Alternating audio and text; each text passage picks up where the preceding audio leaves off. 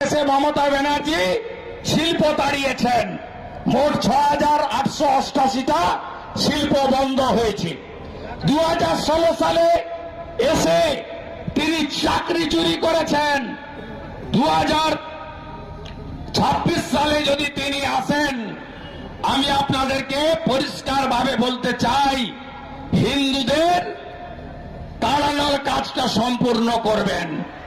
তাই বৃহত্তর সনাতনী ঐক্য গড়ে তুলুন। আমাদের সঙ্গে ভারতীয় মুসলিমদের কোনো বিরোধ নেই। আপনারা ভোট দেন না আলাদা কথা, আমরা মনে করি প্রত্যেক ভারতীয় রাইট রয়েছে। কিন্তু যেভাবে দুর্গা মূর্তি ভাঙা হয়, কালী মায়ের মূর্তিকে প্রিজন ভ্যানে তোলা হয় কাকদ্বীপে, আপনি যদি সনাতনী হন, মা সর্বমঙ্গলার মাটিতে দাঁড়িয়ে আপনি শপথ নেবেন, হ্যাঁ কি না বলুন? মা কালীকে প্রিজন ভ্যানে যারা তুলেছে, বদলা চাই, হ্যাঁ কি না? যদি বদলা চায় তাহলে আপনাকে বদল আনতে হবে। 2 মিনিট বাকি আছে, ইচ্ছা থাকলেও উপায় নেই। আমি কয়েকদিনের মধ্যে এই জেলার মেমারিতে আসছি। আমি 21 তারিখে ডেট দিয়েছি। আমি সিটি গণাধিকে বলেছি যে ওই দিন মিছিল নয়, সভা করতে হবে।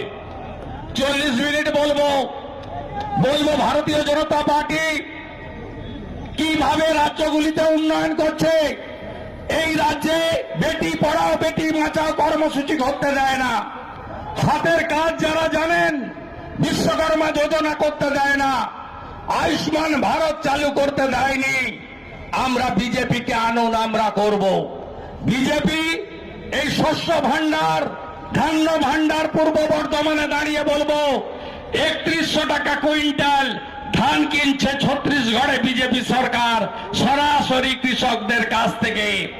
বিজেপি দিল্লিতে মহিলাদের 2500 দেয়, হরিয়ানায় 2100 দেয়, মহারাষ্ট্রে 2000 দেয়, আসামে 3000 দেয়, মধ্যপ্রদেশে 2500 দেয়, ছত্তিশগড়ে মা তারি যোজনায় এককালীন 12,000 দেয়, উড়িষ্যায় সুভদ্রা যোজনায় 50,000 দেয়।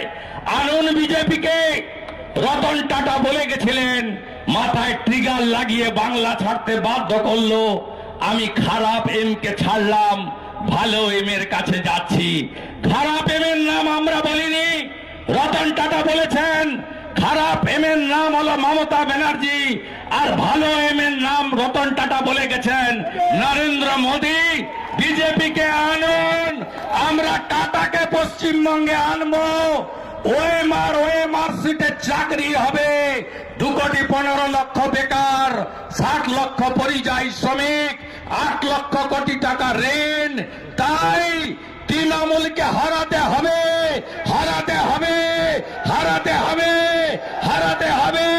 যা পিসি তুই চলে যা, যা পিসি তুই চলে যা, যা পিসি তুই চলে যা, যা পিসি তুই চলে যা, যা পিসি তুই চলে যা, যা পিসি তুই চলে যা।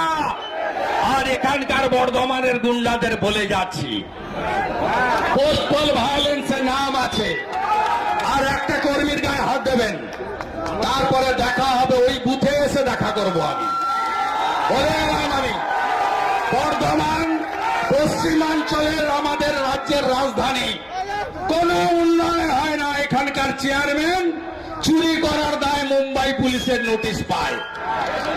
এই চোরেদের তাড়াতে হবে। তৃণমূল মানে, তৃণমূল মানে, তৃণমূল মানে চোর ধরো,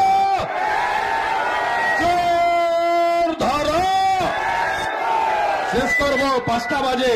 জয় জয় শ্রীরাম, জয় জয় শ্রীরাম।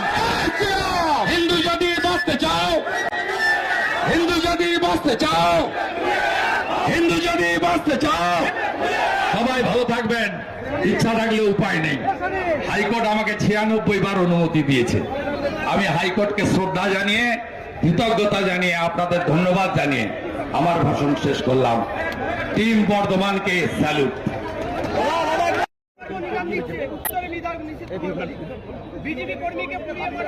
নিশীথ মালিকের বাপের নাম যদি ঠিক থাকে, পুরানো তো দূরের কথা, দেশলাই কাঠি মেরে দেখা।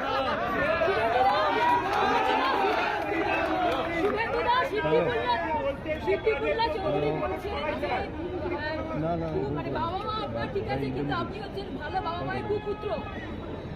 সিদ্দিকুল্লাহ চৌধুরী সাহেবকে বলুন আগে আহমেদের সঙ্গে লড়তে মন্তেশ্বরে, তারপরে শুভেন্দু অধিকারীর সঙ্গে লড়বে।